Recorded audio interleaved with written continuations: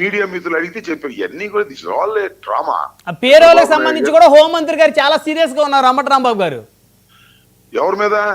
ఎవరైతే పేరోలు ఆవిడ తెలియకుండా మంజూరైందో ఒక ఇద్దరు ఎవరో ఎమ్మెల్యేలకు ప్రమేయం ఉందని ఒక చర్చ నడుస్తూ ఉంది.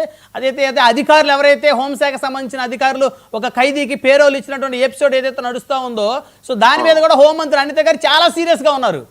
అమిత్ గారి మీదే సీఎం సీరియస్ గా ఉన్నా అంట. అనిత గారు కింద ఎస్పీ గాని, ఐజీ గాని, డిఐజీ గాని అందరూ రిజెక్ట్ చేశారంట పేరోలు ఇవ్వడానికి. కానీ ఎమ్మెల్యే వెళ్ళి ఆమెతో మాట్లాడి ఆమె దగ్గర నుంచి రికమెండ్ చేసి పంపించారు. హోంమంత్రి రికమెండ్ చేసిన తర్వాత ఇచ్చారు. హోంమంత్రి తప్ప ఎవరూ రికమెండ్ చేయలేదు. ఇది ఫైల్ మీద ఉన్నటువంటి సత్యం. చూపించమనండి ట్రాన్స్పరెంట్ గా. హోంమంత్రే దీనిలో ఇరుక్కున్నారు. అది అందరికీ తెలిసినటువంటి సత్యం. హోంమంత్రి ఎవరి మీద సీరియస్ గా ఉంటుంది? హోంమంత్రి మీద అందరూ సీరియస్ గా ఉండాలి. అంటే ఏ ఎమ్మెల్యే సార్ మీరు పేరు చెప్పగలుగుతారా? మీకు సమాచారం ఉంటుందిగా, ఒక మాజీ మంత్రి, మీకు ఆ మాత్రం పెద్ద ఎత్తున సమాచారం ఖచ్చితంగా ఉంటది. నెల్లూరు ఎమ్మెల్యే, నేను పేరు చెప్పలే బాగోదు. ఓకే, నెల్లూరు జిల్లాకు చెందిన ఎమ్మెల్యే. అంతకు ముందు కూడా ఈ ఎవరైతే ఈ లోపల ఉండి శిక్ష పడిన అతనికి పెరోల్ తీసుకొచ్చిన అతను ఇంతకు ముందు కూడా పెరోల్ తీసుకొచ్చాడు వైసీపీ ఉన్నప్పుడు 15 రోజులు. సో ఇదంతా ఒక స్కామ్ లాగా జరిగింది. ఇది అందరికీ ఆ నోట ఈ నోట అన్ని తెలిసిపోతాయి సార్, ఏది దాగదు. అవునవును, ఇప్పుడు టెక్నాలజీ పెరిగిపోయింది.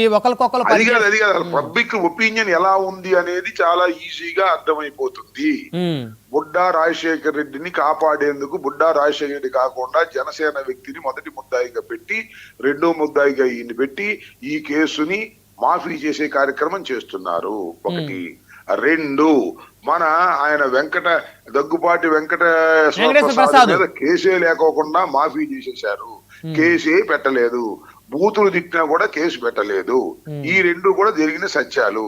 ఎమ్మెల్యేలు చాలా మంది చాలా తప్పుడు పనులు చేస్తున్నా కూడా వారిని ఎవరిని అనేటటువంటి ధైర్యం గాని దమ్ము గాని చంద్రబాబు నాయుడికి లోకేష్ కి లేదు.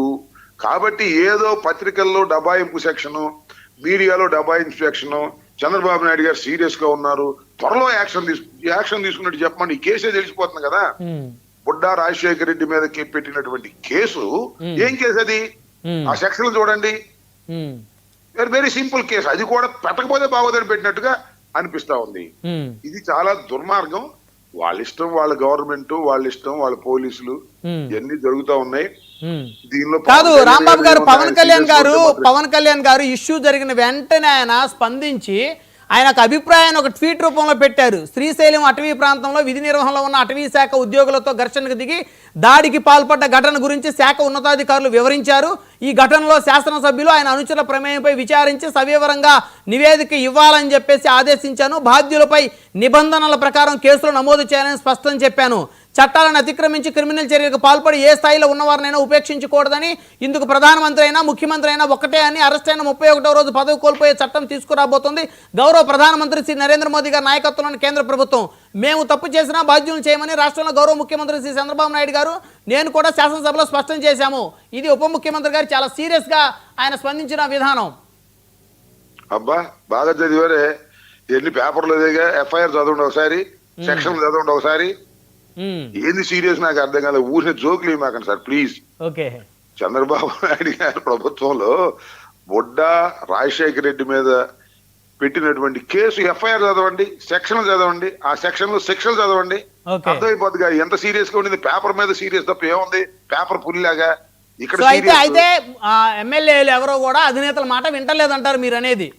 వినే ప్రశ్నే లేదు, వీళ్ళకి చెప్పే ధైర్యం లేదు. ఇక మీడియాలో చెప్పుకోవడం తప్ప కంట్రోల్ ఉండరు. చంద్రబాబు నాయుడు గారి దగ్గర కంట్రోల్ ఉండే పరిస్థితి లేదు, లోకేష్ దగ్గర కంట్రోల్ ఉండే పరిస్థితి లేదు. ఎందుకంటే లోకేష్ డబ్బులు కాజేస్తున్నాడు, వీళ్ళు డబ్బులు కాజేస్తున్నారు. ఇది జరుగుతున్న సత్యం.